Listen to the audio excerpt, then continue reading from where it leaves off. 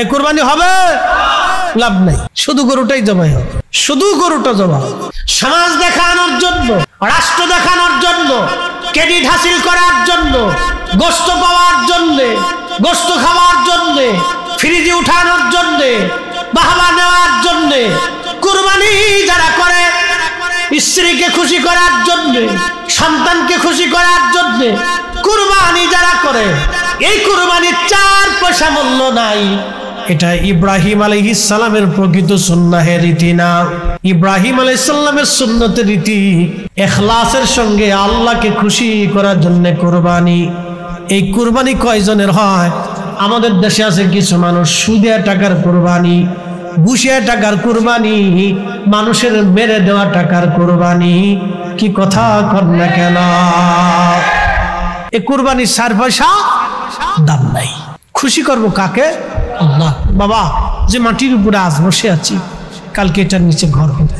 আপনি একটু ফিকির করবেন শুধু আমার এই কথাটুকু, যে আমি আজকে এখানে আসি, কালকে আমার কবরের স্থানে, কবরের ঘরে আমার স্থান হতে পারে। চিরসত্য, একবারে চিরসত্য। আজকে আপনি মাহফিলে আছেন, আমি ফরিদি সাহেব মাহফিলে আছি, বাড়ি পর্যন্ত যাওয়ার সুযোগ নাও আসতে পারে, সুযোগ নাও আসতে পারে। আজকে যদি আমি মারা যাই, কালকে মাগরিবের আগে আমার আপনার দাফন হবে, সবাই বলবে সন্ধ্যার আগেই দাফন করে দাও। তারপর আরেকটা কথা আছে, বিজ্ঞানের গবেষণায় 24 ঘন্টা পরে প্রত্যেক মানুষের পায়খানার রাস্তা দিয়ে একটা পোকা বের হইয়া তামাম শরীরের মধ্যে ছড়ায় যায়। ওই পোকাটা খালি চোখে দেখা যায় না, ওই পোকাটা সমস্ত শরীরের মধ্যে ছড়ায় যায়। 24 ঘন্টায় কিন্তু মানুষের শরীর পচে না। ওই পোকাটা পায়খানার রাস্তা থেকে বের হয়ে আসে, পেটের ভিতর থেকে সারা শরীরের মধ্যে ছড়ায়া পচা দুর্গন্ধ, বিশ্রী দুর্গন্ধ মানুষের মধ্যে ছড়ায় যায়। যেই প্রাণের স্ত্রীর জন্য আপনি সুদ খাইলেন, ঘুষ খাইলেন, অন্যায় করলেন, সেই স্ত্রীও তাড়াতাড়ি বলবে দাফন করে দেন, গন্ধ গন্ধ ছড়ায় গেছে, গন্ধ ছড়াইছে। যে সন্তানের জন্য হারাম খাইছেন, ওই সন্তান বলবে গন্ধ, বাবারে তাড়াতাড়ি কবরে দিয়ে দেন। আল্লাহর কসম, এটাই চির সত্য মানুষের জীবন। আহা, মানুষ যদি বুঝতো তার রাব যে তার আপন, তার রসুল যে তার আপন, মানুষ যদি বুঝতো তার রাব আপন, তার রসুল আপন, সৃষ্টি তার কে মানুষের কেউ আপন হয় না, সব পর হয়েছে। আল্লাহর কোরআন বলতেছে, ইয়া আইয়ুহাল্লাযীনা আমানু লা তুলহিকুম আমওয়ালুকুম ওয়ালা আওলাদুকুম আন যিকরিল্লাহ।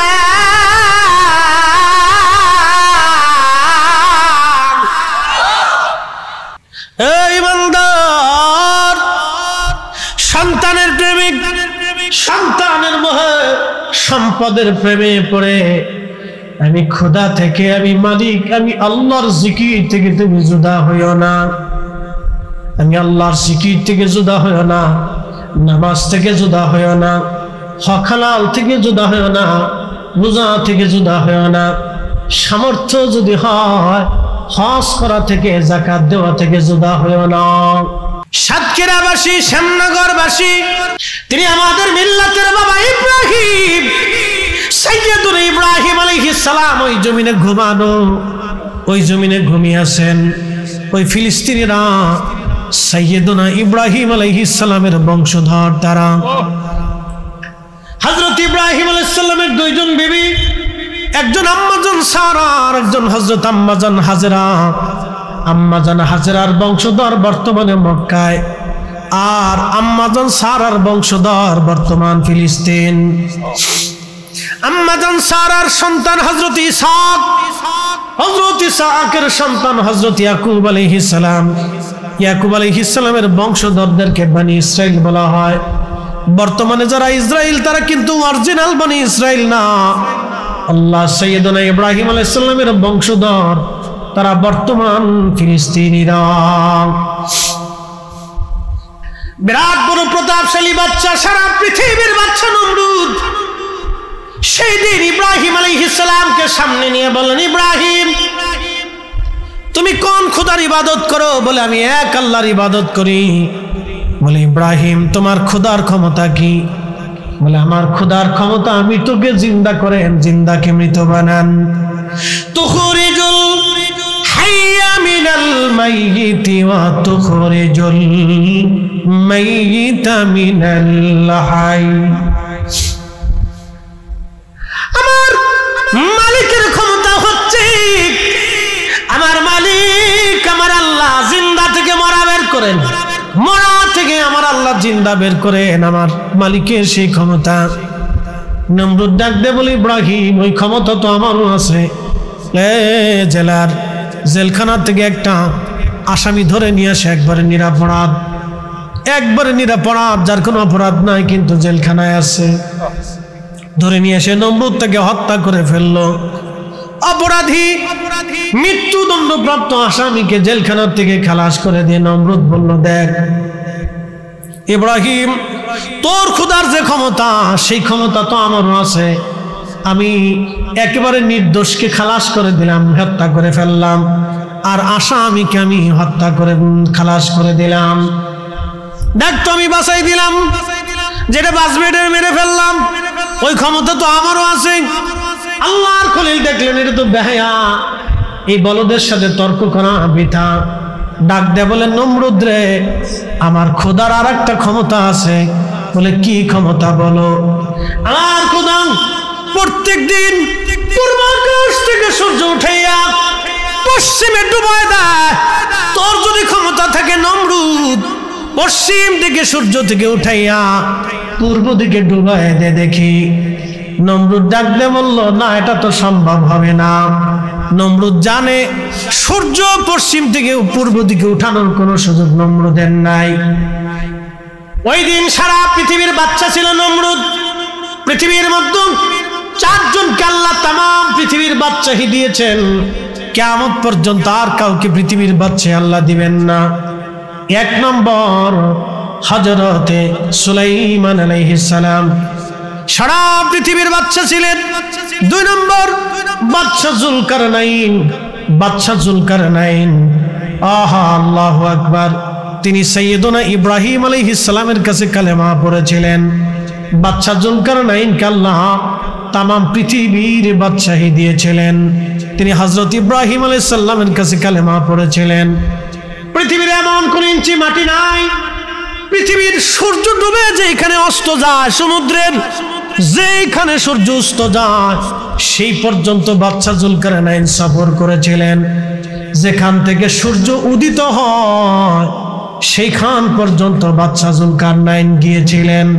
একবার জোরে বলা যাবে কি আল্লাহু আকবার। তেলের গাড়ি তেলে চলি,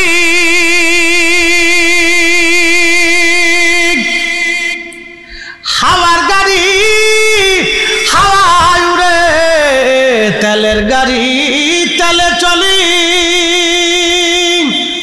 হাওয়ার গাড়ি হাওয়ায় উড়ে, বিনা তেলে চালায় গাড়ি নবী সুলাইমান। আমরা সেই মুসলমান, আমরা সেই মুসলমান। যেখান থেকে সূর্য উদিত হয় জুলকারনাইন সেই পর্যন্ত সফর করেছিলেন। এর সীমানা জাপান, এরপরে উত্তর কোরিয়ার কোনাকুনি দিয়ে রাশিয়ার একটা ভূখণ্ড, যেখানে এখন আর যাওয়া সম্ভব না। এটা খুব দুর্গম এলাকা। এর পাশে জনপদ ছিল। এই জনপদে একটা জাতিকে তিনি পেয়েছিলেন, সে জাতির নাম ইয়াজুজ আর মাজুজ। নূহ আলাইহিস সালামের 4টে বেটা ছিল, 4টে সন্তান। একটা সন্তানের নাম হাম, সাম, ইয়াফেস এবং কেনান। আবার বলি হাম, সাম, ইয়াফেস এবং কেনান। এই হাম এবং সাম, কেনান কাফের হয়ে মারা গেল, মহাপ্লাবনে ডুবে মারা গেল। আর একটা সন্তানের নাম ইয়াফেস। এই ইয়াফেসের বংশধর হলো ইয়াজুজ মাজুজ। ইয়াজুজ মাজুজের দৈর্ঘ্য হবে 120 গজ, বড় বড় লম্বা, খুব বড় বড় জোয়ান মধ্য হবে। খুব বিভৎস হবে তারা। তাদের চুল দাড়িগুলি থাকবে লাল আর কালো, আমাদের চুল দাড়ি লাল আর সাদা। আর ইয়াজুজ মাজুজের চুল দাড়ি থাকবে লাল আর কালো, তাদের চেহারা হবে বিভৎস, সুঠাম দেহের, বিরাট বড় শক্তিশালী। তারা পৃথিবীতে যখন আসবে, ঈসা আলাইহিস সালাতু ওয়াস সালাম যখন দুনিয়াতে আসবেন, পৃথিবীর কিয়ামতের আগে দুনিয়াতে আসবেন, ভূমধ্য সাগর, আরব সাগর থেকে শুরু করে পৃথিবীর বড় বড় সাগরের পানিগুলি তারা খেয়ে শেষ করে ফেলে দিবে। এত পরিমাণে তারা হবে, এত শক্তিশালী তারা হবে, পৃথিবীর মানুষ মেরে মেরে একবারে মিসমার করে দিবে। সেই দিন শুধু পাক্কা ইমানদার ছাড়া আর কেউ বাঁচবে না। একসাথে বলবেন আল্লাহু আকবার। না না, আরো জোরে বলেন আল্লাহু আকবার। মক্কা মদিনায় তারা ঢোকার সুযোগ পাবে না। আরো জোরে বলবেন আল্লাহু আকবার। দাজ্জাল মক্কা মদিনায় ঢুকতে পারবে না। সেই দিন পাক্কা ইমানদার ছাড়া আর কেউ বাঁচতে পারবে না। সেই ইয়াজুজ মাজুজ পৃথিবীতে আসতো, মাঝে মধ্যে আক্রমণ করতো, মানুষ মেরে ফেলতো। লোকেরা বলল, বাদশা জুলকারনাইন, আপনি দয়া করে আমাদের জন্য ওই মানুষগুলি থেকে বাঁচান যারা বিভৎস এবং খুবই জালিম, যারা জুলুম করে, অন্যায় করে। এই জন্য পৃথিবীতে যারা জুলুম করে, অন্যায় করে, তারা ইয়াজুজ মাজুজের বংশধর, তাদের রক্তের মধ্যে ইয়াজুজ মাজুজের রক্ত আছে। এরা নিকৃষ্ট, আল্লাহ জুলুম বাসকে পছন্দ করে না। জুলুম অবশ্যই ধ্বংস হয়ে যাবে, ন্যায় পৃথিবীতে প্রতিষ্ঠিত হবে। কথা বলেন ঠিক কিনা? ফিলিস্তিন আবার বিজয় হবে। কথা বলেন ঠিক কিনা? ইসরায়েলের পণ্য কোকা কোলা, পেপসি, এই ফান্টা, তারপরে আরো কিছু কিছু প্রোডাক্ট আছে, তারপরে Nestle company, Nestle coffee toffee খান, এই ইসরায়েলের পণ্য, এগুলি খাবেন না, কিনবেন না, এগুলি বয়কট করবেন। পেপসি, কোকা কোলা, নেসলে কোম্পানির পণ্যগুলি, এই যে যারা জানেন না এখন জানতেছেন, এগুলি কিনবেন না, এটি ইসরায়েলের প্রোডাক্ট। আপনি 1 টাকা দিয়ে যদি কিনেন তাহলে বুঝলেন আপনি ফিলিস্তিনের ভাইয়ের বুকে গুলি করছেন, আপনি জুলুমে সাহায্য করছেন। কি কথা বলেন না কেন? জোরে বলেন। কষ্ট হচ্ছে আপনাদের? তাহলে একসাথে জোরে বলেন আল্লাহু আকবার। আমাদেরকে ন্যায়ের পথে থাকতে হবে। কথা বলেন ঠিক কিনা? হকের পথে থাকতে হবে। আল্লাহ কবুল করুক, বলেন আমিন। একটু দুরূদ শরীফ পড়েন। আল্লাহুম্মা সাল্লি আলা সাইয়্যিদিনা মুহাম্মাদ। আর একটু বাড়াই মাওলানা।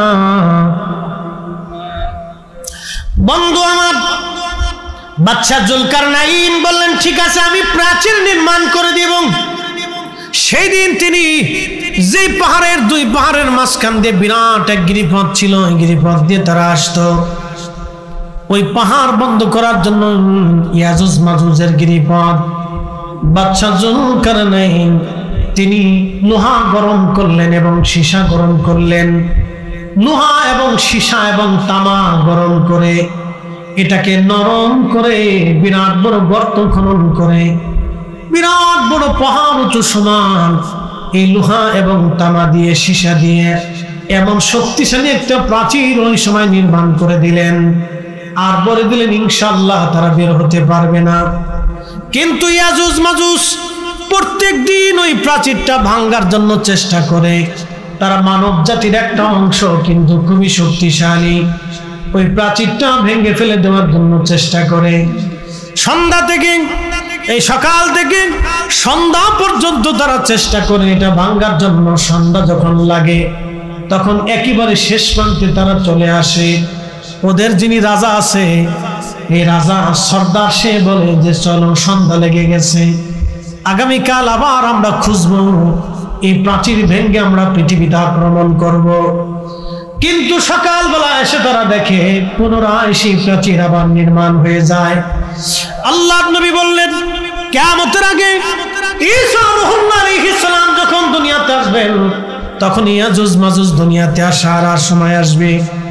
তখন ওই যিনি সর্দার থাকবে, তিনি প্রাচীর ভাঙার যখন সন্ধ্যাবেলা আসবে, সন্ধ্যা আসার সময় প্রাচীর ভেঙে একেবারে শেষ প্রান্তে চলে আসবে, তখন ওই যিনি সর্দার থাকবে তিনি বলবে, চলো আমরা ফিরে যাই, কালকে সকালবেলা আবার আমরা আসবো, ইনশাআল্লাহ কালকে আমরা এটা ভেঙে ফেলবো। এত কোটি লক্ষ বছর পার হয়ে যাবে, তারা ইনশাআল্লাহ বলবে না। হাজার হাজার বছর চলে যাবে, ইনশাআল্লাহ বলবে না। কিন্তু যেই দিন ইনশাআল্লাহ বলবে, সেই দিন প্রাচীর তারা ভেঙে ফেলে দিয়ে দুনিয়ার মধ্যে তারা এত দ্রুত গতিতে ছড়ায় যাবে যে ভূমধ্য সাগরের মধ্যে কোনো পানি থাকবে না, কোন নদীর পানি তারা অবশিষ্ট রাখবে না, সব খেয়ে দিয়ে একবারে সাবার করে দিবে। মানুষ মেরে মেরে সাফ করে ফেলবে, পৃথিবীতে বিভৎস লেগে যাবে, ইমানদার ছাড়া কেউ বাঁচতে পারবে না। সমস্ত মানুষেরা হযরতে ঈসা রূহুল্লাহ আলাইহিস সালাতু ওয়াস সালামের কাছে যাবে, ওগো আল্লাহর নবী, আপনি তো এই নবীর উম্মত হয়ে আসছেন, আপনার দোয়ার বরকত আছে, ইয়াজুজ মাজুজের অত্যাচারে আমরা ধ্বংস হয়ে যাচ্ছি, পৃথিবী নিশ্চিহ্ন হয়ে যাচ্ছে, আপনি ওদের জন্য বদদোয়া করে দেন। হযরতে ঈসা রূহুল্লাহ আল্লাহর দরবারে হাত বাড়াবেন, রব্বি, এত বড় শক্তিশালী জাতি, যাদের সাথে যুদ্ধ করার মতো সেনাবাহিনী আমাদের নাই, আল্লাহ তুমি এই জাতিকে ধ্বংস করে দাও। দেখবেন ইসরায়েল একদিন ধ্বংস হবে, আল্লাহর দরবারে এমন একজন হাত বাড়ায় কেটে ফেলবে, যার হাত আমার আল্লাহ আসমান থেকে ফিরাবে না। কি কথা বলেন, ঠিক না বেঠে?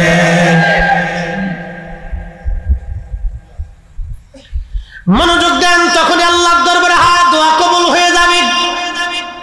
ওদের ঘাড়ের উপরে এক ধরনের পোকা সৃষ্টি হবে, পোকা পোকা পোকা সৃষ্টি হবে ঘাড়ের উপরে।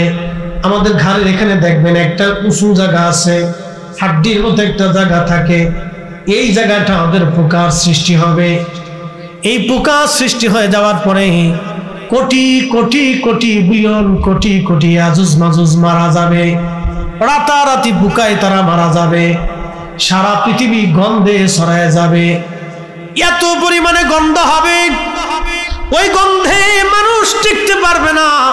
আবার তারা ঈসা রূহুল্লাহর কাছে যায়, বলবে, ওগো আল্লাহর নবী, এত দুর্গন্ধ বেঁচে থাকা দায় হয়ে গেছে, আপনি এই পচা থেকে বাঁচানোর জন্য আল্লাহর দরবারে দোয়া করে দেন।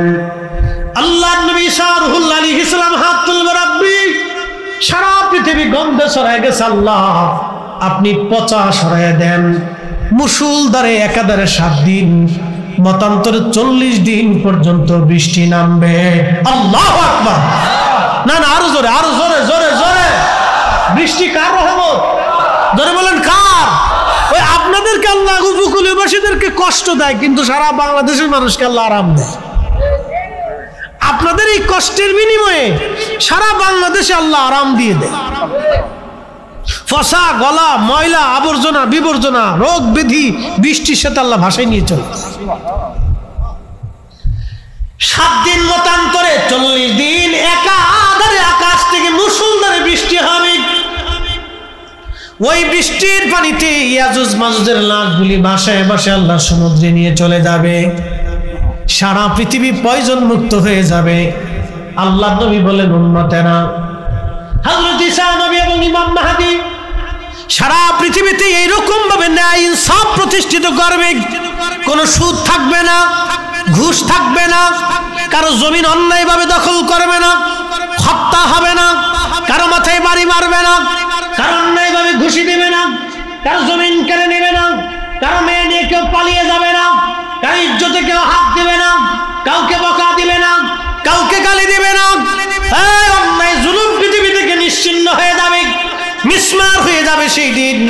এমনকি কোনো পশুর সাথে সেই দিন জুলুম করবে না।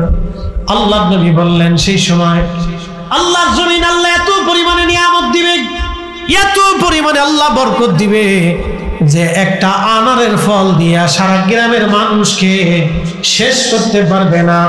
একটা গাভীর দুধ দিয়ে সারা গ্রামের মানুষ খাবে, কিন্তু গাভীর দুধ সেই দিন শেষ হবে না। একবার জোরে বলা যাবে কি মারহাবা? বুঝতে অসুবিধা হয়? এই নিয়ামতটা একটা কারণে হবে, ন্যায়ের কারণে।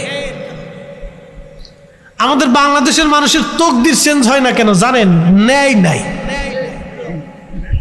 কি কথা বল না কেন? মামলা যে করে সে অর্ধেক মিথ্যা লেখে, অর্ধেক সত্য লেখে। মামলা করার আগে উকিলের কাছে যা পরামর্শ করে যে কিভাবে মামলা সাজাইলে মামলাটা জটিল।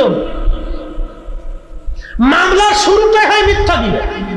বাংলাদেশের 100% মামলা 99% মামলা মিথ্যা। আমি কিন্তু খারাপ বলি নাই, ডোন্ট মাইন্ড, খারাপ নিবেন না।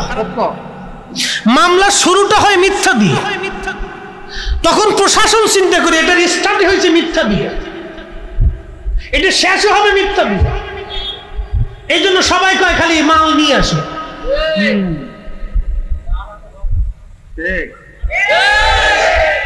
এই জন্য বৃষ্টি হয়, নিয়ামত বাড়ে না, ফসল হয়, ফসল বাড়ে না, গাভী আছে দুধ হয় না, দুধ খান শক্তি হয় না, ফল খান বরকত হয় না, খাবার খান কিন্তু বরকত হয় না। কারণটা কি? শুধু অন্যায়। এত পরিমাণে হয়েছে, সাক্ষ্য দিতে যায় যে সে মিথ্যা বলেছে, নামাজ পড়ে মিথ্যা সাক্ষ্য দিচ্ছে। কি কথা বলা আছে না? নামাজ পড়ে মসজিদ থেকে বের হয়ে যাইয়া সমাজে কিলিকবাজি করে। এই সমস্ত অন্যায়ের কারণে আমাদের জন্য আল্লাহ রহমত কমে যাচ্ছে। আপনি আমেরিকার দিকে তাকান, অ্যাটেনশন, মনে কিছু নিয়েন না। আমেরিকার যেই মেয়েরা হাফ প্যান্ট পরে চলে, সেই মেয়েরা ইসরায়েলের বিরুদ্ধে, ফিলিস্তিনের জন্য তারা মাঠে নেমে পুলিশের সাথে মারামারি করতেছে। আপনি দেখেন ইউনিভার্সিটির ছেলেরা, মেয়েরা। কারণ কি? ওরা ধর্মের জন্য না, ওরা মানবতার জন্য। যে অন্যায় ভাবে মানুষগুলিকে মেরে ফেলে দেওয়া হচ্ছে, পৃথিবী নীরব থাকবে শুধু এই মেয়ের জন্য। ওদের নারীরা অর্ধ উলঙ্গ থাকে, সন্তান জন্ম দেয়, কিন্তু একটা ঘুষখোর পাবেন না। যাই দেখেন ফলের ভিতরে ফরমালিন দেয় না, খাবারের ভিতরে বিষ মিশাই না। আর আমার দেশে শিশুর খাবারের ভিতরে বিষ মিশানো হয়। লাভের আশা প্রশাসনের উচিত এইগুলিকে গুলিস্তানের মোড়ে, যাত্রাবাড়ির মোড়ে মিডিয়ায় নিয়ে ওর কাবুল উষা করিয়ে একবারে কায়দা মতো বেদ দিয়ে পিটিয়ে সামনে উঠে ফেলাই দেওয়া। আমার সন্তান, আমার বাচ্চার ক্যান্সার হচ্ছে, ছোট্ট বেলা একটা বাচ্চা হার্ট স্ট্রোক করতেছে, ব্লাড ক্যান্সারে রূপান্তরিত হচ্ছে, ওর ফ্যাপসা কলজে নষ্ট হয়ে যাইতেছে। কারণটা কি? এই সমস্ত ভেজাল খাবার হচ্ছে। অতি লোভে, বিরাট লাভের জন্য এই মানুষগুলি খাবারের ভিতর বিষ মিশিয়ে দিতেছে। মানুষই করতেছে বাবাজি, এরা মানুষই করে। আহা, আমি নবী না মানিলাম, কি যে ভুল করিলাম, ভস্মে ঢালিলাম ঘি, মানুষ হইয়া ভবেতে আসিয়া, মানুষের করিলাম কি। মানুষ হইয়া ভবেতে আসিয়া, মানুষের করিলাম কি। মানুষ মানুষকে হত্যা করে। একটা ছোট্ট শিশু মেয়ে মানুষ থেকে নিরাপদ। এই আপনার মেয়েটাকে, 6 বছরের মেয়েটাকে রাস্তায় ছেড়ে দিয়ে রাতে ঘুমাতে পারবেন? কিসের ভয়? শিয়ালে নিবে না, কুত্তায় নিবে না, ওরা মানুষই নিয়ে যায়। তার মানে অর্থ হচ্ছে আমরা পশু পাখি, শিয়াল কুত্তার চাইতে নিকৃষ্ট হয়ে গেছি। আমরা মানুষ নামের মানুষ কলঙ্ক হয়েছি, মানুষ নামের মানুষ হতে পারি নাই। কথা বলেন ঠিক না?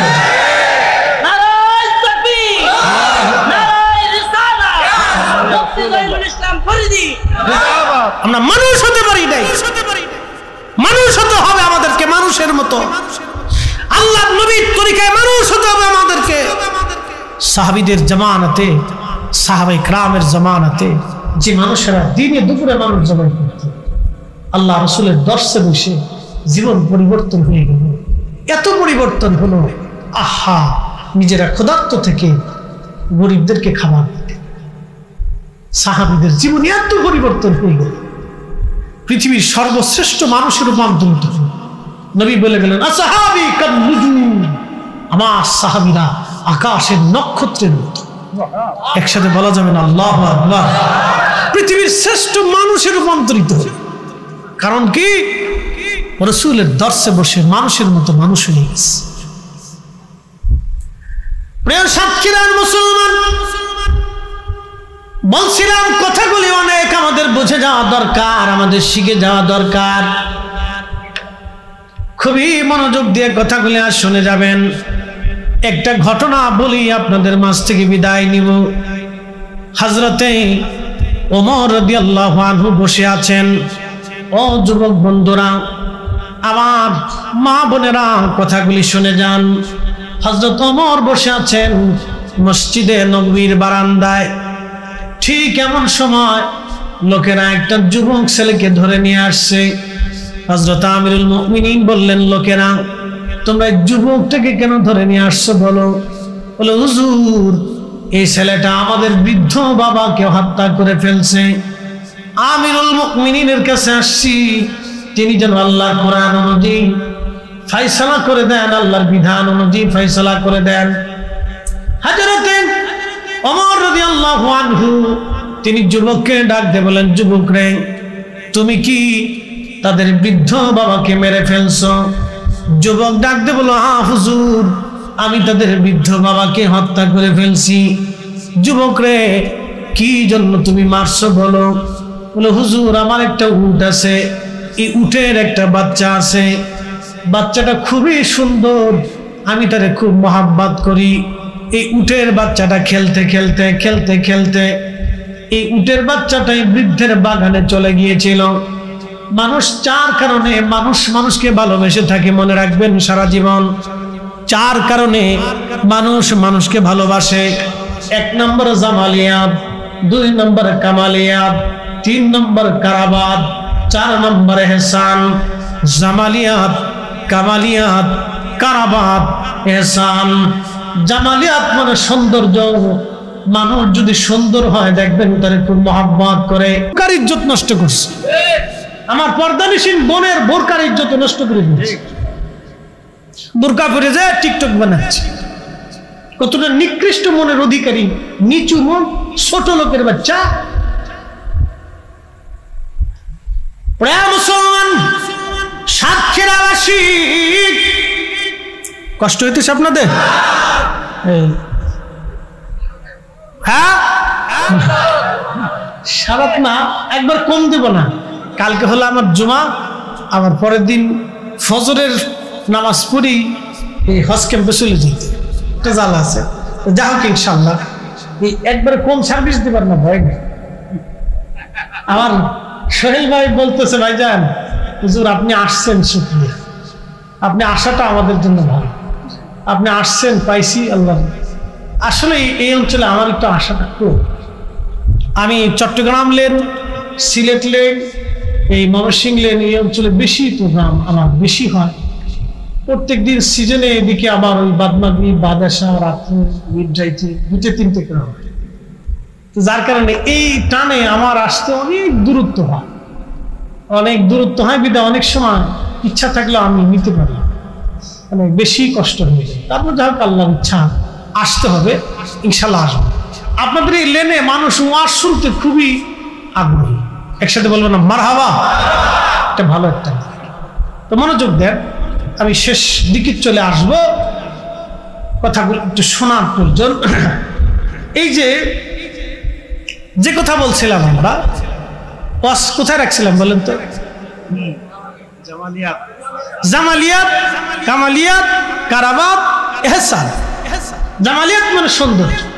আমার রাসূল এত সুন্দর ছিলেন, একসাথে বলবেন আল্লাহু আকবার।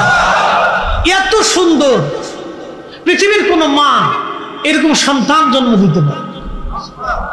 বিশ্ববিখ্যাত ইমাম, হাফিজুল হাদিস, আজ থেকে 450 বছর আগের মক্কার ইমাম, ইমামুল হারামাইন আশ-শরীফাইন, মোল্লা আলী কারি মাক্কি হানাফি রাহিমাহুল্লাহ, তিনি মক্কাতে দর্শ দিতেন 450 বছর আগের ইমামুল হারামাইন, মানে মদিনা এবং হারামে, 2 হারামের ইমাম ছিলেন তিনি। আল্লাহু আকবার। মদিনাতেও তিনি হাদিসের দর্শ দিতেন, মক্কাতেও তিনি হাদিসের দর্শ দিতেন। এত বড় মুহাদ্দিস ছিলেন, সেই জমানার হাফিজুল হাদিস ছিলেন। 1 লক্ষ হাদিস মুখস্থ ছিলেন। সুবহানাল্লাহ। একসাথে বলবেন আল্লাহু আকবার। তিনি আমার রসুলের প্রশংসা একটা কিতাব লিখছেন, আল মাউরিদুর রাবি ফি মাউলিদিন নবী সাল্লাল্লাহু আলাইহি সাল্লাম। মিলাদুন নবী নিয়ে আপনারা বিতর্ক করেন না, এটা অনেকে বুঝে না। এটা এই বিতর্ক করে আমরা আরো মুসলমানদের ভিতর ভাগ করে দিচ্ছি। কি কথা কন না কেন? দলে দলে ভাগ করে দিছি। দেখেন 450 বছর আগের মক্কার ইমামুল হারামাইন তিনি মিলাদুন নবীর উপর কিতাব লিখছে, আমার ঘরে আছে, আল মাউরিদুর রাবি ফি মাউলিদিন নবী সাল্লাল্লাহু আলাইহি সাল্লাম। উনারও 100 বছর আগে কিতাব লিখছেন আল্লামা ইমাম সুয়ুতি, তিনি মিশরের আল আজহার বিশ্ববিদ্যালয়ের তৎকালীন ব্রাঞ্চ বড় চ্যান্সেলর ছিলেন, 2 লক্ষ হাদিসের হাফেজ ছিলেন। তিনার কিতাবের নাম হুসনুল মাকাসিদি ফি আমালিল মাউলিদ, মিলাদুন নবীর উপরে লেখছেন। তারও 100 বছর আগে আল্লামা ইমাম শামসুদ্দিন জাফরি রাহমাতুল্লাহ আলাইহি মিলাদুন নবীর উপর কিতাব লিখছেন, আল মাউরিদুস সাদি ফি মাউলিদিল হাদি। একসাথে জোরে বলা যাবে না, মারহাবা। চিন্তা করেন তো, এগুলো আমার কাছে আছে। এগুলি নিয়ে যারা ঝগড়া করে, এগুলো আমি মনে করি এগুলো ছোট লোকই এক ধরনের ব্যবসা, ছোট লোকই কথা। আইম্মা ইকরাম যেখানে সমাধান দিয়ে গেছে সেখানে আমাদের কলম দেওয়া উচিত না। এখানে মীমাংসিত বিষয়, এটা নিয়ে ঝগড়া করার কোনো সুযোগ নাই। আমরা এগুলি কইরা আমাদের ভিতরে ফাটল সৃষ্টি করছি। আমরা যুবকদেরকে আলাদা করে দিয়েছি, বৃদ্ধদেরকে আলাদা করে দিয়েছি, মা বোনদেরকে আলাদা করে দিয়েছি। কি কথা কন না, ঠিক কিনা? এগুলির কোনো মানে প্রয়াস নেই, কোনো সুযোগ নেই, সুযোগ দিবেন।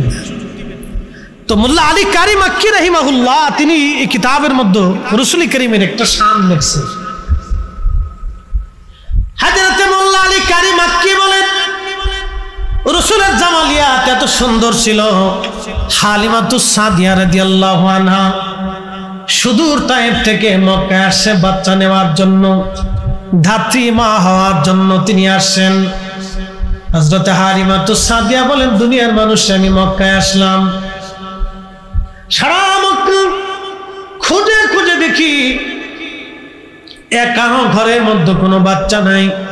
ধনীরা সব আগে বাচ্চাদেরকে নিয়ে চলে গেছে। আমার উট ছিল দুর্বল, গাধা ছিল দুর্বল, আমি সবার পিছনে চলে আসলাম। সবাই যখন বাচ্চা কাচ্চা নিয়ে ফিরে যায় তখন আমি মক্কায় ঢুকতে লাগলাম।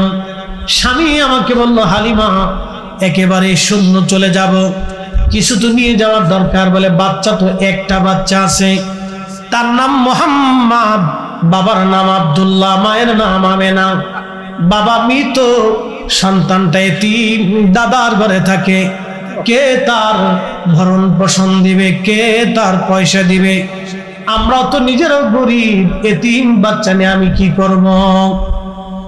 হালিমার স্বামী সেদিন ডেকে বলতেছে, হালিমা রে, বাচ্চাটা নেই বা না নেই, চলো না একটাবার বাচ্চাটা দেখে আসি কেমন। একবার জোরে বলা যাবে কি মারহাবা? ওরে এতিম বলে নিল না কেউ, নিলেন বিবি হালিমা, ঠিক কিনা? এতিম বলে সেদিন কেউ থেকে নেই নাই, কিন্তু হালিমা রাদিয়াল্লাহু আনহা নিলেন। হালিমা বললেন, আমি গেলাম, যাওয়ার পরে হযরত আমেনার ঘরে ঢুকলাম, দেখি তার বক্ষ মোবারকের উপরে সাদা রেশমের একটা কাপড় দিয়ে আবৃত করা, তার নিচে সবুজ একটা রেশমের কাপড় দিয়ে ঢেকে দেওয়া। এত সুন্দর সুঘ্রাণ। আমি ঘরের মধ্যে ঢুকে দোলনার পাশে গেলাম, দোলনার মধ্যে শোয়ানো ছিল, নবী ঘুমিয়েছিলেন। মোল্লা আলী কারি মাক্কি আল মাউরিদের মধ্যে আরো 27টা কিতাবের হাওয়ালা দিয়েছেন। 27টা কিতাবের মধ্যে লিখেছেন এইভাবে। হালিমা বলেন, আমি ভিতরে ঢুকলাম, ঢোকার পরে এত সুন্দর চেহারা কোন মা জন্ম দিতে পারে আমি হালিমা কোনদিন কল্পনা করি নাই। চিৎকার মেরে জোরে বলেন না মারহাবা। হযরত হালিমা বললেন, এত সুন্দর ছিলেন নবীজি, এত সুন্দর, এত সুন্দর আমাদের নবী ছিলেন, কোন মা এত চমৎকার সুন্দর বাচ্চা জন্ম দিতে পারে আমি কল্পনা করি নাই। সৌন্দর্যটা দেখে আমি হালিমা পাগল হয়ে গেলাম। ঘুম থেকে জাগানোর জন্য আমি বুকের উপর থেকে রেশমের কাপড় সরাইয়া প্রিয় নবীজির নরম সব বক্ষ মোবারকে আমার হাত দিয়ে আলতো আলতো করে আমি মেসেজ করতেছিলাম। আল্লাহর নবীর ঘুম ভেঙে গেল। আমার চেহারার দিকে তাকাইয়া নবীজি মুস্কি হাসি দিয়ে ফেললেন। ওই হাসি এত সুন্দর, হালিমা বললেন দুনিয়ার মানুষ আমি পাগল হয়ে গেলাম। এত সুন্দর হাসি, আমি পাগল হয়ে গেলাম। আল্লাহু আকবার। হালিমা বলতেছেন দুনিয়ার মানুষ শোনো, আমি সুন্দর চেহারার দিকে তাকায় রইলাম। পবিত্র জুলফি মুবারক, এই যে আপনারা ভুরু দেখেন, এই জুলফি মুবারকের মাঝখানের যে কপালের অংশ, এই অংশ থেকে একটা নূর মুবারক বের হইয়া খিলালাস সামা, মধ্য আকাশ পর্যন্ত এই নূর চলে গেল। আমি হালিমা এই নূর মুবারকের দিকে তাকাইয়া, আল্লাহর নবীর দিকে তাকাইয়া বিমোহিত হয়ে দেখতে লাগলাম। একবার জোরে বলা যাবে কি আল্লাহু আকবার। 450 বছর আগের মক্কার ইমাম তিনি লিখতেছেন, খিলালাস সামা, মধ্য আকাশ পর্যন্ত নূর চলে গেল। হালিমাতুস সাদিয়া বলতেছেন আমি আশ্চর্য হয়ে তাকিয়ে দেখতে লাগলাম। পরে জুলফি মুবারকের মাঝখানে চুমা লাগাইলাম। চুমা লাগাই আমি কোলের মধ্যে নিলাম। কোলের ভিতরে নেওয়ার সাথে সাথে আমার এত রহমত আল্লাহ আমার শরীরে দিয়ে দিল। আমি দুর্বল ছিলাম, ক্ষীণ ছিলাম। নবী কোলে আসার সাথে সাথে আল্লাহ আমারও সবল বানায়। আমার উট লাফাইতে লাগলো, লাফাইয়া দৌড়াইয়া আমার উট কাবা শরীফের সামনে যায় সেজদায় পড়ে গেল। না একসাথে বলেন আল্লাহু আকবার, আরো জোরে বলেন আল্লাহু আকবার। ওরে বনের যত পশু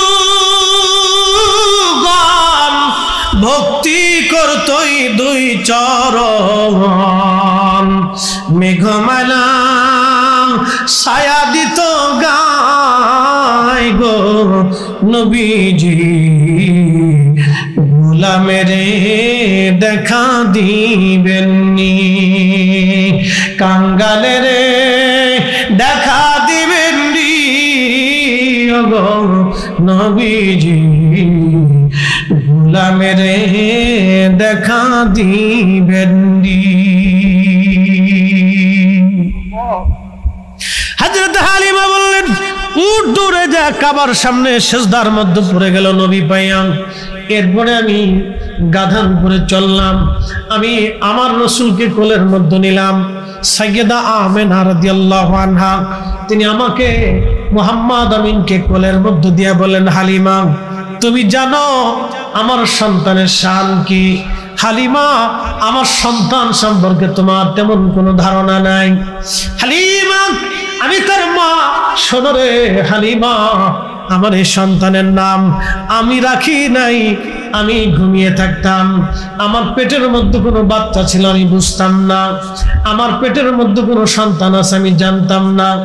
স্বপ্নের ঘরে কে জানি মাঝে মধ্যে সে বলতো আমেনা রে তুমি বড় ভাগ্যবতী, তোমার উদরে আখিরি নবী রাহমাতুল লিল আলামিন তশরিফ রেখেছেন। চিৎকার মেরে জোরে বলেন না মারহাবা। আল্লাহু আকবার। হযরত হালিমা রে আমার এই সন্তান স্বপ্নের যুগে এসে আমার এই ফেরেশতা বলে দেয় আমেনা রে এই নবীর নাম হবে মুহাম্মদ। জমিনে মোহাম্মদ, আসমানে মোহাম্মদ, জমিনে আহমদ, আসমানে আহমদ। একবার জোরে বলা যাবে কি মারহাবা। আল্লাহুম্মা সাল্লি আলা সাইয়্যিদিনা মাওলানা মুহাম্মদ আলি সাইয়্যিদিনা মুহাম্মদ। কথা লম্বা বাড়াবো না। এটার নাম হলো জামালিয়াত। জামালিয়াত। 2 নম্বরটা হলো কামালিয়াত। ওই যে উট নবী চিনে ফেললেন, নবীর কামালিয়াত। আল্লাহু আকবার। কামালিয়াতের কারণে মানুষ মানুষকে ভালোবাসে। এই যে আপনারা হযরত আবু বকর সিদ্দিক ফুরফুরাবি রাহমাতুল্লাহ আলাইহি কেন ভালোবাসেন? উনি কামিল ছিলেন, আল্লাহর ওলি ছিলেন। গুনাহগার কাটিকে কেন ভালোবাসেন? নলতা শরীফের হুজুর কিবলাকে কেন ভালোবাসেন? শাহজালালকে কেন ভালোবাসেন? খানজাহান আলীকে কেন ভালোবাসেন? ওনারা আল্লাহর পেয়ারা ছিল, ওনারা কামালিয়াতের অধিকারী ছিল, বিদায় আমরা ওনাদেরকে ভালোবাসি। জামালিয়াত ও কামালিয়াত, 3 নাম্বার হলো কারাবাত। কারাবাত মানে নৈকট্য। আপনি বন্ধুর সাথে যত কাছাকাছি থাকবেন, যত দেখা সাক্ষাৎ হবে, উঠা বসা হবে, চলাফেরা হবে, তত মহাব্বত বাড়তে থাকে। এটার নাম কারাবাত। এই জন্য সন্তানদেরকে সময় দিতে হয়, স্ত্রীকে সময় দিতে হয়, ফ্যামিলিকে সময় দিতে হয়, সমাজকে সময় দিতে হয়, মানুষদেরকে সময় দিতে হয়, বন্ধু বান্ধবদেরকে সময় দেওয়া লাগে। এটার নাম কারাবাত। 4 নাম্বার এহসান। এহসান মানে দয়া। আমরা আজকে দয়া করা ভুলে গেছি। আল্লাহর নবী বললেন, মাল্লাম ইয়ারহামিন নাস মাল্লাম ইয়ারহামিল্লাহ। যে মানুষকে দয়া করে না, আল্লাহ তাকে দয়া করে না। যে মানুষকে দয়া করে না, আল্লাহ তাকে দয়া করে না। আমরা নিজেরা খাই কিন্তু প্রতিবেশী গরিব থাকে, আমরা নিজেরা খাই কিন্তু প্রতিবেশী খায় না, আমরা নিজেরা ভালো মন্দ খাই কিন্তু প্রতিবেশীদেরকে দেই না। আপনার বাড়ি যদি গরুর গোশত রান্না হয়, প্রতিবেশীর বাড়ি যদি চাচা দাদা গরিব দরিদ্র থাকে, দাদি নানি যদি দরিদ্র থাকে, তাহলে তাকে ডেকে নিয়ে আসবেন, অথবা তার বাড়িতে আপনারা তরকারি খাবার পৌঁছায় দিয়ে আসবেন। আল্লাহর নবীর সারা জীবনের সুন্নাত ছিল এটা, উম্মত তোমরা তরকারির মধ্যে ঝোল বাড়ায় দাও, তরকারি বাড়াও, নিজেরা খাও, প্রতিবেশীদেরকে তোমরা খাওয়াও। আজকে এই সুন্নত আমরা ভুলে গেলাম, এই সুন্নতের কথা আজকে আমাদের মনে নাই। আমরা নিজেরা খাবো, প্রতিবেশীদেরকে খাওয়াবো, আমরা নিজেরা খাবো, আত্মীয় স্বজনদেরকে খাওয়াবো। আল্লাহ বললেন, ইন্নাল্লাহা ইয়ামুরু বিল আদলি ওয়াল ইহসানি ওয়া ইতাই যিল কুরবা। তোমাদেরকে হুকুম করলাম, পৃথিবীর মধ্যে তোমরা ন্যায় করবা, অন্যায় করবা না, আর ইহসান করবা, দয়া করবা, মায়া করবা, দয়া করবা, মায়া করবা। মানুষকে দয়া করবা, সৃষ্টিকে দয়া করবা, মাখলুককে দয়া করবা, মানুষকে দয়া করবা। যার অন্তরে দয়া নাই সে মানুষ হতে পারে না, যার অন্তরে ভালোবাসা নাই সে মানুষ হতে পারে না, যার অন্তরে মায়া নাই সে মানুষ হতে পারে না। আল্লাহ রাসূল, আল্লাহর কোরআন বলতেছেন, ওয়া ইতাই যিল কুরবা, নিকট আত্মীয় স্বজন যারা আছে, দরিদ্র থাকলে দেখাশোনা করবা, খাবার দাবার দিবা, কাপড় চোপড় কিনে দিবা, খোঁজ খবর তাদের রাখবা, তাদের সঙ্গে সুন্দর সুসম্পর্ক রাখবা, তাদেরকে বাড়িতে দাওয়াত করবা, তোমরা তাদের বাড়ি খোঁজ খবর নিতে যাইবা। আত্মীয়তার সঙ্গে যারা সুসম্পর্ক রাখে, আল্লাহ রাসূল বলেন আমার আল্লাহ তার সঙ্গে সুসম্পর্ক রাখে। আর যে আত্মীয়তার সাথে সম্পর্ক নষ্ট করে, আল্লাহ রাসূল বলেন আল্লাহ তার সঙ্গে সম্পর্ক নষ্ট করে। অতএব এইগুলি আপনারা খেয়াল করে চলবেন। আল্লাহ আমাদের তৌফিক দান করুন, সকলে বলেন আমিন। আর কথা বাড়াবো না, আসেন আমরা প্যারা নবীজিকে দাঁড়ায় সালাম জানাই। ইয়া নবী সালাম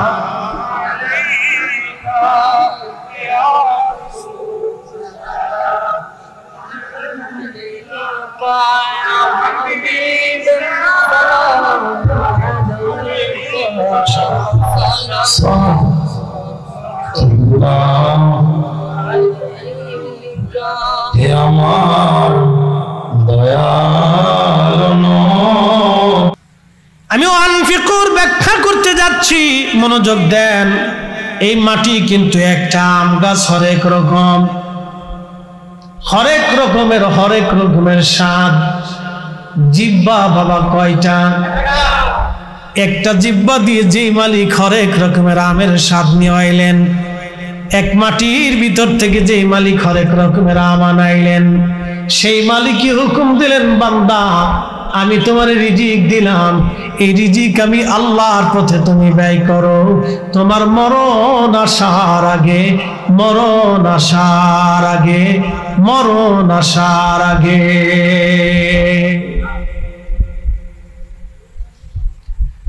পাশেই নদী, অনেক বড় বড় বিল, হাওর আর বাওর আর বিরাট বড় বড় পুকুর, 7 রকমের মাছ, একই পানির ভিতর থেকে যে আল্লাহ হরেক রকমের স্বাদের মাছ আনাইলেন, একই পানির ভিতর থেকে যিনি হরেক রকমের স্বাদ আল্লাহ সাধন করাইয়া ওই মাছ দিয়ে আল্লাহ আপনার জিহ্বার তৃপ্তি দিলেন, মনের তৃপ্তি দিলেন। একটা বারো কি মন চায় না ওই মালিকের প্রশংসা করার জন্য? একটা বারের জন্য কি মন চায় না ওই মালিকের শুকর আদায় করার জন্য? এই জন্য মালিক বলছে লা ইন শাকারতুম লাযীদান্নাকুম ওয়া লা ইন কাফারতুম ইন্না আযাবি লাশাদীদ। বুঝে যাবেন আপনি কেন শুকরগুজারি বান্দা হবেন। একটু খেয়াল করবেন আমার যুবক ভাই যারা আছেন, মুরব্বী বাবা যারা আছেন, আমার মায়েরা যারা আছেন, আমি যতটুকু জানি সাতক্ষীরার মানুষ ওয়াজ নসিহত শুনতে খুবই প্রিয়। তারা ওয়াজ শুনে এবং ওয়াজ দীর্ঘ সময় তারা শুনতে তারা ভালো পায়। মনোযোগ দিবেন। আমার মালিক কত বড় রব। আমার রব আল্লাহ বললেন, বান্দা তুমি আমি আল্লাহর দেওয়া নিয়ামতের শুকর আদায় করো না, শুকরিয়া করিও না। আপনাদের বাড়িতে কুকুর আছে দেখবেন, এই কুকুরকে আপনি খাবার খাওয়াবেন, ওরে আদর করবেন, ও আপনার বাড়ির সামনে পাহারা দিতে দিতে জীবন দিয়ে দিবে, কিন্তু কুকুর আপনার দরওয়াজা ছাড়বে না। কারণ কি? এই কুকুরটা আল্লাহর আইন মানে। এই কুকুর আল্লাহর আইন মানে, কিন্তু আমরা মানুষ আল্লাহর আইন মানলাম না। কুকুরকে আল্লাহ সৃষ্টি করে বলে দিলেন, কুকুর দুনিয়ার মানুষের আনুগত্য করার জন্য তোকে তৈরি করলাম, তুই বাড়িতে পাহারা দিবি, ওই বাড়ি খাবি, তোরে পচা গলা দিক ভালো মন্দ দিক তোরে ল্যাপ কথা দেবে না, তোর ভালো বাসন হবে না, দামি খাবারও হয়তো জুটবে না, বাড়ির উচ্ছিষ্ট পচা গলা ফ্যান ভাত, পচা গলা বাসি ভান্তা তোর জন্য আমি আল্লাহ বরাদ্দ করে দিলাম, হাড্ডিগুলি বরাদ্দ করলাম, উচ্ছিষ্ট পচাগুলি বরাদ্দ করে দিলাম, কিন্তু তুই আমার বান্দার বাড়ি খাবি, বেঈমানি করবি না। কুত্তা আল্লাহর আইন অনুযায়ী আমাদের বাড়ি খায়, কিন্তু বাড়ি পাহারা দেয়, বেঈমানি করে না। কিন্তু আমরা মানুষ আল্লাহরটা খাইলাম, আল্লাহরটা পড়লাম, আল্লাহরটা নিলাম, ভোগ বিলাস করলাম, তারপরেও আল্লাহর সাথে বেঈমানি নাফরমানি করি। কথা বলেন ঠিক কিনা? বুঝে যাবেন, বুঝাটা জরুরি। এই জন্য আল্লাহ বললেন, বান্দা আনিশকুরলি, তুমি আমার কৃতজ্ঞ হও, আনিশকুরলি, তুমি আমার আল্লাহর কৃতজ্ঞ হও, আমি আল্লাহর প্রতি কৃতজ্ঞ হও। আল্লাহ বললেন, আমি আল্লাহর প্রতি তুমি কৃতজ্ঞ হও, তুমি আল্লাহর প্রতি কৃতজ্ঞ হও, শুকর আদায় করো, নাফরমানি করিও না, অকৃতজ্ঞ হইও না, নাফরমানি করিও না, অকৃতজ্ঞ হইও না, তুমি শুকর আদায় করো। বান্দা লা ইন শাকারতুম, শুকর আদায় করো। ওয়াশকুরুলি ওয়া লা তাকফুরুন। বান্দা তুমি আমি শুকর আদায় করো, নাফরমানি তুমি করিও না, না শুকরিয়া তুমি করিও না, অকৃতজ্ঞ হইও না। প্রিয় সাতক্ষীরার মুসলমান, খুবই মনোযোগ দিয়ে শুনে যাবেন যে আল্লাহ বন জঙ্গলে পশু পাখি দিয়া, গাভীর দুধ আর উট ছাগল দুম্বা ভেড়া দিয়া, সন্তান আর স্ত্রী দিয়া, বাবার মা দিয়া, দুনিয়াদারি দিয়া, সুন্দর করে সমাজকর্ম, এই সবুজ শ্যামল পৃথিবী, আকাশ, চন্দ্র, সূর্য এবং বাতাস দিয়া যে আল্লাহ আমাদের কলিজাকে ঠান্ডা বানাইলেন। যদিও আপনারা সমুদ্রের পারের মানুষ, উপকূলীয় এলাকার মানুষ, আপনাদের কষ্ট হয়। এই যে দেখেন আল্লাহ একটা ঝড় তুফান আল্লাহ দিলেন সারা বাংলাদেশে। এই ঝড় তুফান শুধু যায় না, এর সাথে বৃষ্টিও আল্লাহ দিলেন। কোটি কোটি হেক্টর জমিতে আল্লাহ পানি দিয়ে ভরে দিলেন, সবুজ শ্যামল করে দিলেন। মেশিনের পানির ফসল, বৃষ্টির পানির ফসল এক না। বৃষ্টির পানির ভিতরে আল্লাহ প্রোটিন দিয়ে রাখেন, বৃষ্টির পানির ভিতরে বরকত লুকায়িত থাকে। ওই বৃষ্টির পানি যখন জমিনের মধ্যে পড়ে, জমিন সজীব হয়ে যায়, জমিনে ফসল বেড়ে যায়, গাছ তরুণতা সজীব হয়ে ওঠে। দেখেন, যদিও আপনাদের কষ্ট হয়েছে, কিন্তু কোটি কোটি মানুষের উপকার হয়েছে, কোটি কোটি মাখলুকের উপকার হয়েছে। কোটি কোটি ফসল, হেক্টর জমির ফসলের উপকার হয়েছে। যদিও আপনাদের অনেকের ক্ষতি হয়েছে, কিন্তু কোটি কোটি মানুষের উপকার হলো।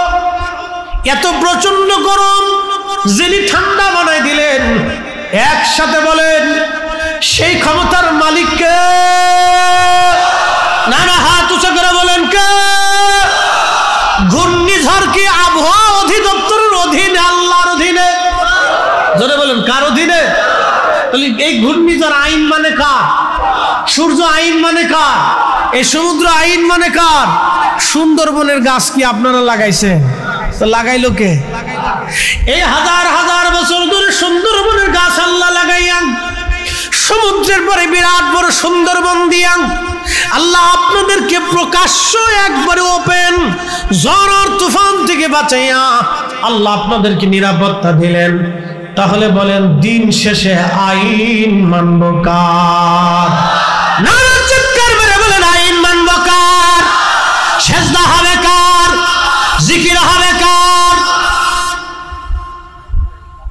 আল্লাহর কোরআন বলতেছে, কুল, হুজুর আপনি বলে দেন, ইন্না সলাতি ওয়া নুসুকি ওয়া মাহইয়ায়া ওয়া মামাতি লিল্লাহি রাব্বিল আলামিন। কুল, হুজুর আপনি বলে দেন, ইন্না সলাতি, সালাত আমি আল্লাহর জন্য, সালাত আমি আল্লাহর জন্য, নামাজ আমি আল্লাহর জন্য। নামাজের ভিতরে মানুষ শিরিক করে। বলে হুজুর কি বললেন? হ্যাঁ বলতেছি, ব্যাখ্যা দিচ্ছি। নামাজের ভিতরে মানুষের শিরিক হয়। বলে হুজুর সালাতের মধ্যে কি করে শিরিক হয়? আমি নামাজে দাঁড়াইছি, আমার অনেক মুসল্লি প্রত্যেক জুমাতে, অনেক আলেম ওলামাও থাকে, অনেক চোর ডাকাতও থাকে, লুচ্চে বদমাশও থাকে, সুদখোর ঘুষখোরও থাকে, ভালো মন্দও থাকে, আবেদ জাহিদও থাকে, বুজুর্গও থাকে, দুষ্টও থাকে, আবার তলবে এলমও থাকে, একশের মুরব্বীও থাকে, যুবকও থাকে। চিন্তা করলাম আমি নামাজে দাঁড়াইলাম, খতিব আমি যদি সুন্দর মতো লম্বা লম্বা সেজদা না দেই, মুসল্লি কি বলবে? মুসল্লির ভয়ের চিন্তা যখন অন্তরের মধ্যে আসবে, আল্লাহর ভয় অন্তর থেকে কেটে মুসল্লির ভয় চলে আসলো, তখনই নামাজের মধ্যে শিরিক ঢুকে গেল। তখনই আল্লাহকে ভয় বাদ দিয়ে আপনি জনগণকে ভয় পাইলেন, মুসল্লিরে ভয় পাইলেন, তখনই নামাজের মধ্যে শিরিক ঢুকে গেল। গ্রামে নামাজ পড়তে গেছে, বিআই বাড়িতে গেছে, বিআই চিন্তা করলো, বিআই আসেন মসজিদ বড় সুন্দর, নামাজে আসেন। বিআই চিন্তা করলো নামাজে যদি না যায় তাহলে বিয়ের মন খারাপ হবে, আত্মীয়তার সম্পর্ক নষ্ট হবে, আত্মীয়রা মন্দ বলবে। এ সময় যদি নামাজ না পড়ি আত্মীয়রা মন্দ বলবে। ঠিক তখনই আত্মীয়তার ভয় যখন অন্তরে আসলো, আল্লাহর ভয় বাদ দিয়া তখনই নামাজের মধ্যে শিরিক ঢুকে গেল। সমাজে বিচার সালিশ বসেছে, চেয়ারম্যান সাহেব অথবা ইমাম সাহেব হুজুর অথবা পীর সাহেব হুজুর বললো সালিশ দরবার পরে করবো, জোহরের আজান পড়ছে, আসেন নামাজ পড়ে আসি। ওর ভিতরে দেখবেন কিছু সংখ্যক মানুষ বেনামাজি, নামাজ পড়ে না। এরা চিন্তা করলো যদি নামাজে না যায় সমাজ কি বলবে? সমাজ কি বলবে? আজ দুর্নাম হবে, চলো নামাজে যাই। তখন তারা সমাজের ভয়ে নামাজে যায়। আল্লাহ রসুল বললেন উম্মত তখনই নামাজে শিরিক এসে যাবে। এই যে জুমার দিনে সাপ্তাহিক কিছু মুসল্লি আছে, সারা সপ্তাহের মধ্যে নামাজ পড়ে না, শুধু জুমার নামাজ পড়ার জন্য যায়। জুমার নামাজের আজান পড়লে গোসলাদি করে সেন্টেড মেরে একটু ভাত চক্কর দিয়া মসজিদে ঢুকে সবার পরে বের হয় সবার আগে। কি কথা কন নাকি আছে না? মসজিদে ঢুকে সবার পরে বের হয় সবার আগে। বিরাট মুসল্লি, সপ্তাহে হাজিরা দিতে গেছে। এই যে চিন্তা করলো সপ্তাহে জুমার নামাজ যদি মসজিদে না যায় সমাজের মানুষ কি বলবে? তখন আর নামাজে আল্লাহর ভয় নাই, ভয় হয়ে গেল সমাজের। কিন্তু আমাদের নামাজ হবে কার জন্য? আল্লাহর কোরআন বলতেছে, قد أفلح المؤمنون في صلاتهم خاشعون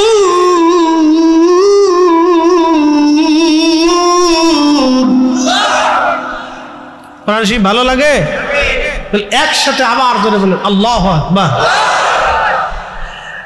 আল্লাহর কোরআন বলতেছে হুজুর সফল কাম সে, কামিয়াবি হাসিল করলো সে, জিন্দেগি কামিয়াব তার যে নামাজের মধ্যে খুশু খুজু অবলম্বন করে একাগ্র চিত্তে শুধু আপনি আল্লাহর ভয়ে, আমি আল্লাহর ভয়ে, রাসূল আপনি বলে দেন আমি আল্লাহর ভয়ে, আমি আল্লাহর জন্য, আমি আল্লাহকে খুশি করার জন্য যে সালাতে দাঁড়ায় যায়, যে সিজদাতে চলে যায়, যে রুকুতে চলে যায়, এ নামাজি কামিয়াবি, সেই প্রকৃত মুমিন, সেই সফল কাম হবে, নতুবা সফল কামের আর কোনো সুযোগ নাই।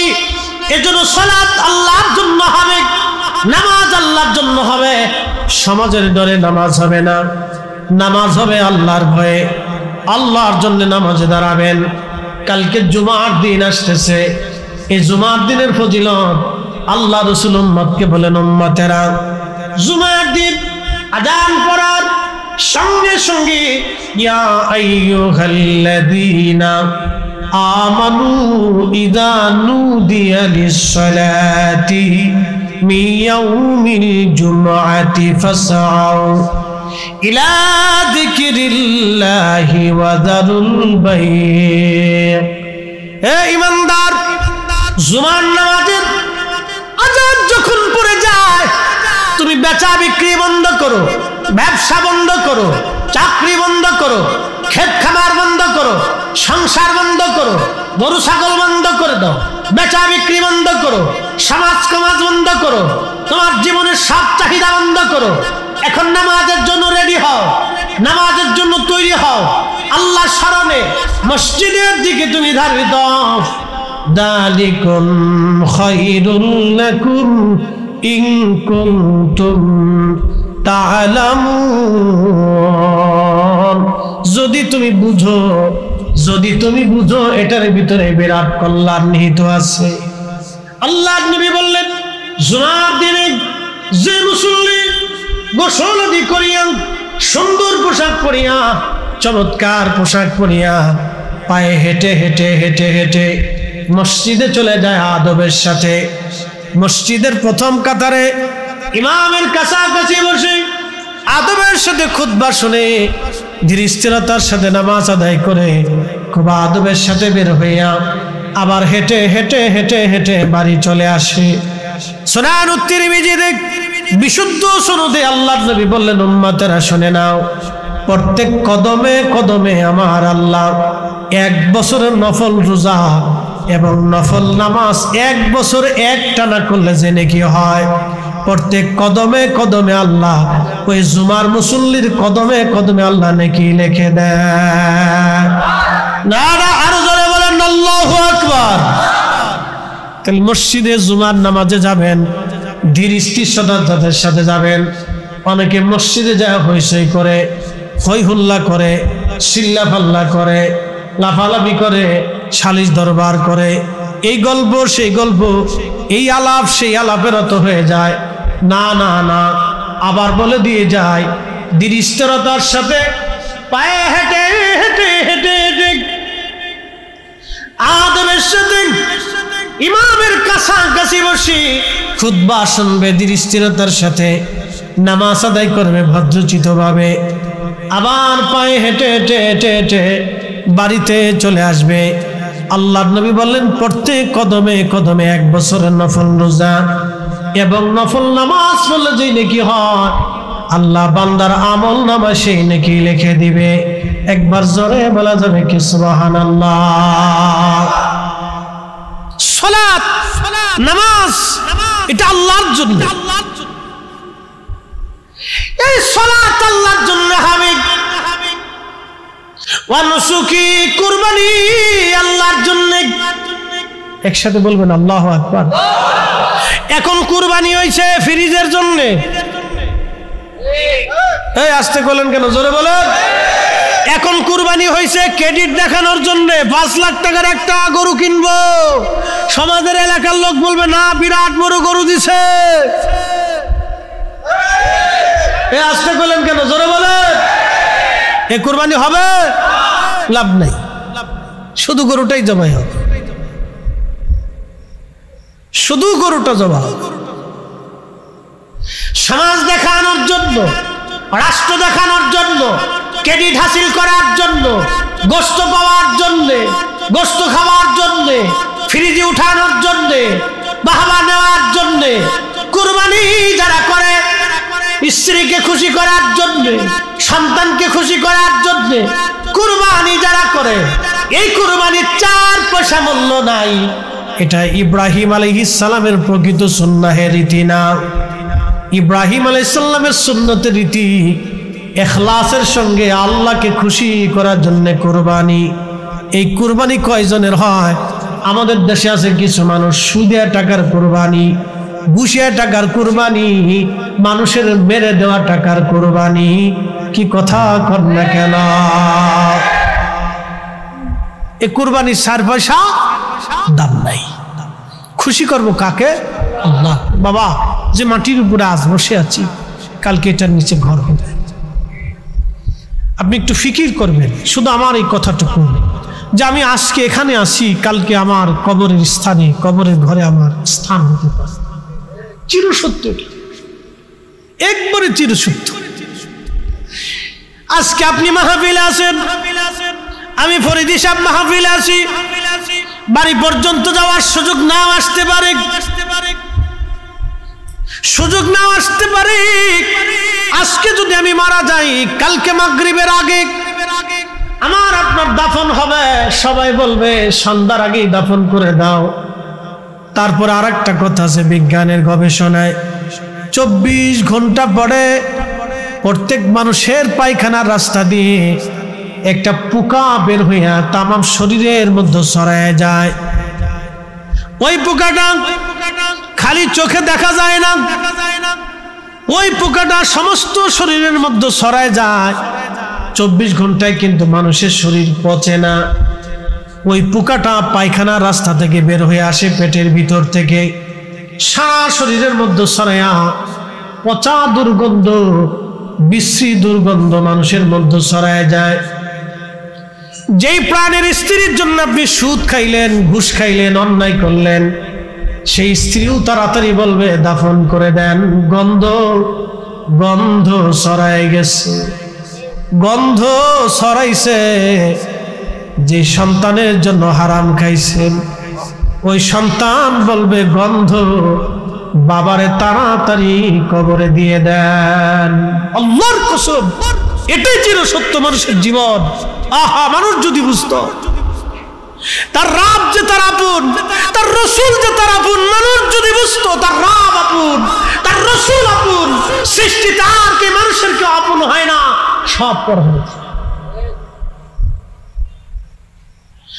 আল্লাহর কোরআন বলতেছে, আইয়ুহাল্লাযীনা আমানু লা তুলহিকুম আমওয়ালুকুম ওয়ালা আওলাদুকুম আন যিকরিল্লাহ।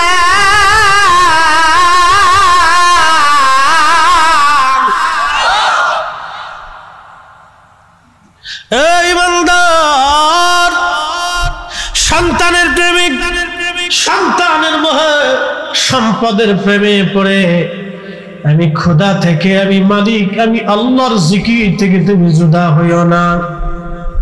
আমি আল্লাহর জিকির থেকে জুদা হইও না, নামাজ থেকে জুদা হইও না, হক হালাল থেকে জুদা হইও না, রোজা থেকে জুদা হইও না। সামর্থ্য যদি হয়, হজ করা থেকে, যাকাত দেওয়া থেকে জুদা হইও না। সাতক্ষীরাবাসী, কষ্ট হইতেছে আপনাদের? ইনশাআল্লাহ বেশি কষ্ট দেবে। আমি এভাবেই একটা মধ্যবর্তী সময় আপনাদেরকে কিছু মূল্যবান কথা বলার চেষ্টা করব। আমার বলার কোনো শক্তি নেই, যিনি বলান তিনি যদি শক্তি দেন তাহলে বলতে পারেন। কথা ঠিক কিনা? আমার বলার কোনো শক্তি নাই, কোনো সামর্থ্য আমাদের। আল্লাহ জবান দিয়ে বলান, তাই বলি। ওয়াজ করার আগে কোনোদিনও আমরা কিন্তু এই করে আসার সুযোগ নেই, মানে সিলেবাস কমপ্লিট করে যে এই বিষয়ের উপরে শুধু আলোচনা করব, এটা কমপ্লিট হয় না। একজন বক্তা ওর জবান থেকে আল্লাহ নানান কথা বের করে, নানান কথা বের করে। আপনারা দেখেন আমার কথা শোনার জন্য বসে দিয়েছেন, আমার কি আছে কথা, কিছু নেই, কিন্তু আল্লাহর কথাগুলি শুনতে আপনাদের কাছে ভালো লাগতেছে। আসতে বলেন কেন, জোরে বলেন। আল্লাহর কালামের কথা শুনতে আপনাদের কাছে কি লাগতেছে? ভালো লাগতেছে। কেন? এর পরিচয় আল্লাহ কোরআনে দিয়ে দিচ্ছে। কেন ভালো লাগতেছে আল্লাহ এখানে বলে দিচ্ছে, وَإِذَا تُلِيَتْ عَلَيْهِمْ آيَاتُهُ زَادَتْهُمْ إِيمَانًا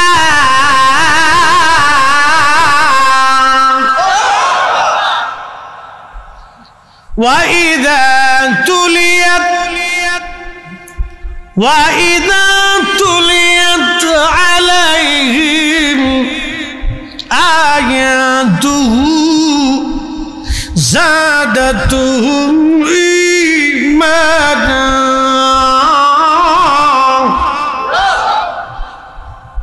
কোরআন বলতেছে তারা মুমিন যখন তাদের অন্তরে আল্লাহর স্মরণ, কোরআনের আয়াতগুলি তেলাওয়াত করা হয়, যারা মুমিন তাদের অন্তরে ঈমান বেড়ে যায়, ভালো লাগে, ভালো লাগে, ভালো লাগে, আরো শুনতে তাদের মন চায়। আর যারা মুমিন বেঈমান, কোরআনের আলোচনা শুনলে তাদের গায়ে জ্বালা ধরে যায়। কথা কোন ঠিক কিনা?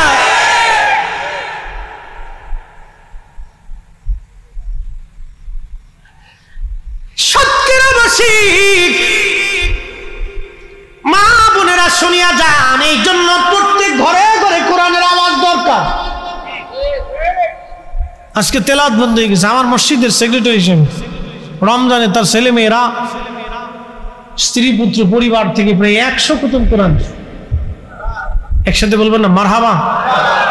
শেষ জুমাতুল বিদাতে আমার কাছে এসে বলে, হুজুর 100 খতম দোয়া করবেন, বকশিশ করে দেন। 100-র মতো খতম। তাহলে তার সন্তানরা কিভাবে, মেয়েরা কোরআনের হাফেজা পড়তে থাকে। আল্লাহু আকবার। আর আমার দেশের মেয়েরা খালি ফেসবুক টিপতে থাকে। কি এক বদ, মানে অভ্যাস হয়ে গেছে, সর্বনাশ। আহা, আগের যুগে দেখেছি দাদি নারীরা ভাঙ্গা ভাঙ্গা গলায় কোরআন পড়তো।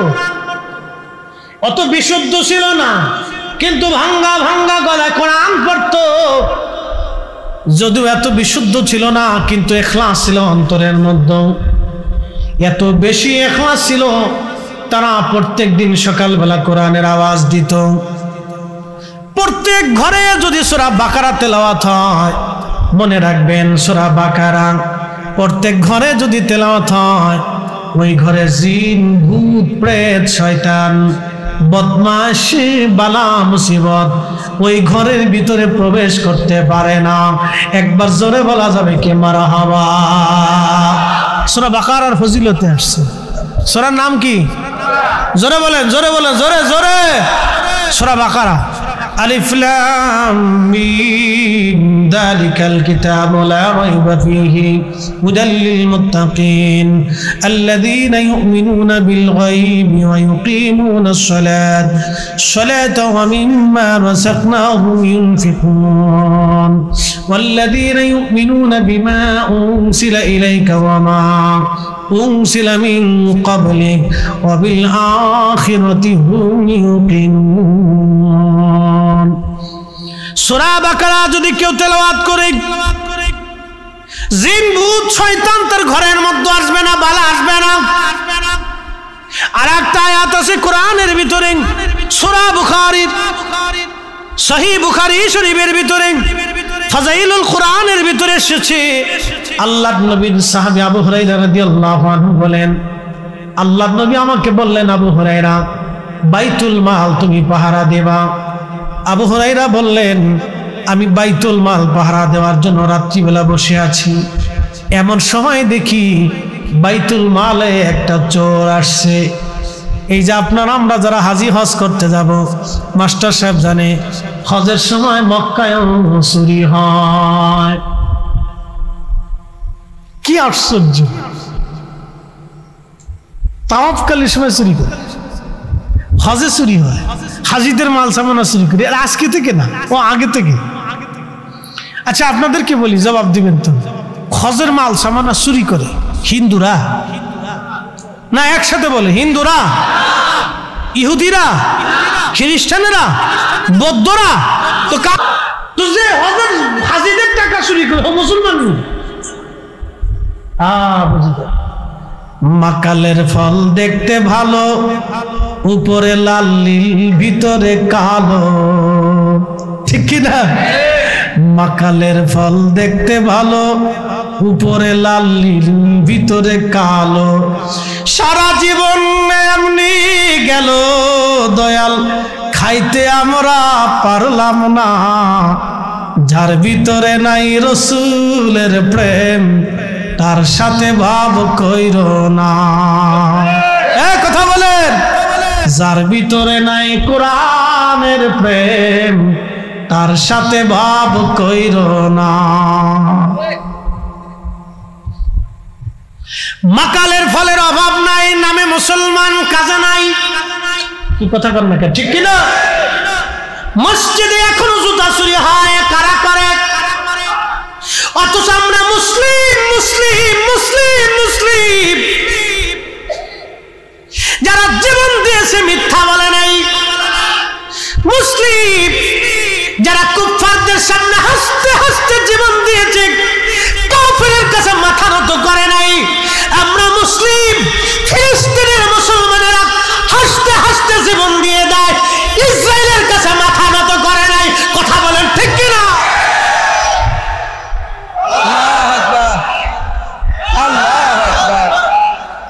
হুঁশিয়ার, সাবধান।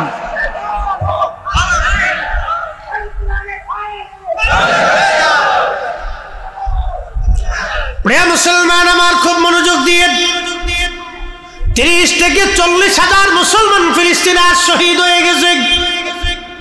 ও যুবকরা, মা বোনেরা শুনে যান, ফিলিস্তিনের নারীদের দিকে আপনি তাকান। মা বোনেরা, ফিলিস্তিনের নারীর দিকে আপনি তাকান। মা সন্তান মরে গেছে কোলের মধ্যে, ছিন্ন বিচ্ছিন্ন সন্তানের লাশ, কিন্তু মা হেজাব ছেড়ে দেয় নাই। ভাইয়ের লাশ সামনে নিয়ে বসে আছে, বোন হেজাব ছাড়ে নাই। বাবার লাশ সামনে নিয়ে ছিন্ন ভিন্ন লাশ, রক্ত মাখা, হাত নাই, পা নাই, চোখ নাই, লাশ। সন্তান মেয়ে বসে আছে, কিন্তু বোরকা ছাড়ে নাই। স্বামীর লাশ স্ত্রীর সামনে নিয়ে বসে আছে, বোরকা ছাড়ে নাই। নারী, ফিলিস্তিন থেকে তুমি শিক্ষা নাও, ফিলিস্তিনের নারী থেকে তুমি শিক্ষা নাও। পর্দা কি করে করতে হয়? ওরা জীবন দেয়, বোরকা ছাড়ে না।